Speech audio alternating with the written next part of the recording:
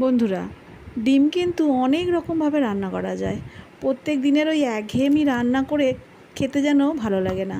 তাই একটু যদি অন্যরকম করে ঘুরিয়ে ফিরিয়ে রান্না করা যায়, খেতে কিন্তু বেশ ভালো লাগে। আজকে আমি তাই একটু অন্যরকমভাবে ডিম রান্না করছি। আমি 5টা ডিম আগে ভেজে নিচ্ছি। তাতে নুন, কাঁচা লঙ্কা, পেঁয়াজ কুচি আর সামান্য হলুদ দিয়ে গুলে আর ভেজে নিচ্ছি। ডিমটা আমি এপিট ওপিট করে ভাজবো না, এটাকে আমি রোল করে নেব। এটাকে রোল করে একটা একটা করে 5টা ডিম আমি এইভাবে ভেজে নিচ্ছি। এভাবে উল্টে আর মাঝখান থেকে কেটে দুভাগ করে নেব, নিয়ে আমি আলাদা রেখে দেব। এভাবে আমার 5টা ডিম ভাজা হয়ে গেছে।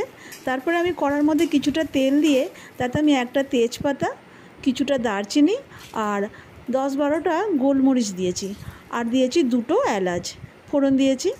দিয়ে এর মধ্যে আমি একদম ছোট করে কেটে রাখা পেঁয়াজগুলো দিয়ে দিচ্ছি। দিয়ে এগুলো একটু লাল লাল করে ভেজে নেব। পেঁয়াজটা যতক্ষণ ভাজা হচ্ছে, এটা লাল লাল করে ভাজবো, ততক্ষণ আমি একটা মিক্সারে মশলা তৈরি করে নেব।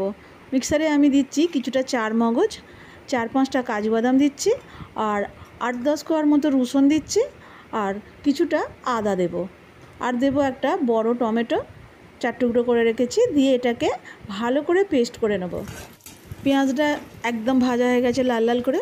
এর মধ্যে আমি ওই পেস্ট করা মশলাটা দিয়ে দিচ্ছি। দিয়ে এটাকে পেঁয়াজের সঙ্গে ভালো করে ভেজে নেব। ভালো করে এটা আমি কষতে থাকবো। আর মিক্সারটার মধ্যে একটু জল দিয়ে সেটাও দিয়ে দেবো এর মধ্যে।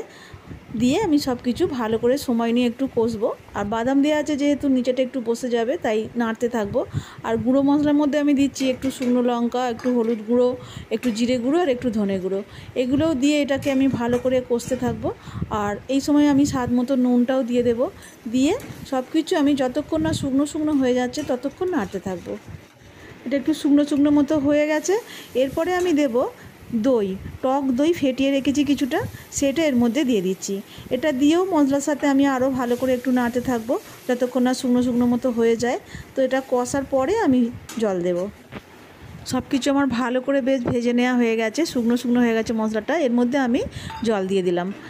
আন্দাজ করে জলটা দেব, ডিমগুলো দিয়ে এইতে ফোটাবো, তো সেই রকম আমি জলটা দিয়েছি।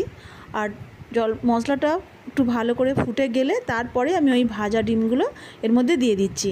দিয়ে 5-7 মিনিট ফোটাবো গ্যাসটা একটু কমিয়ে দিয়ে। ডিমের পিসগুলো যাতে ডুবো ডুবো হয়ে ফোটে সেই রকম জল দিয়েছি, দেখেই বুঝতে পারছো। তো এটা আমি 5-7 মিনিট গ্যাসটা কমিয়ে দিয়ে ফুটিয়ে নিয়েছি। দেখো প্রায় হয়েই এসছে এটা। বেশি আর শুকনো করবো না, একটু মাখা মাখা থাকবে। এই গ্রেভিটাই সুন্দর খেতে হয়। তো এবার আমি এটাকে নামিয়ে নেব। নামাবার ঠিক আগেই আমি কয়েকটা কাঁচা লঙ্কা ভেঙে দিয়ে দিয়েছি। কাঁচা লঙ্কার সেন্টটা এর সঙ্গে খুব ভালো যাবে সেই জন্য। তো দেখো এটা হয়ে গেছে রান্নাটা। এটা কিন্তু দারুণ খেতে হয়েছিল। ভাত দিয়ে রুটি দিয়ে দুরকমই ভালো লাগবে। একবার অন্তত বানিয়ে খেয়ে দেখবে, ভালো লাগবে। ধন্যবাদ।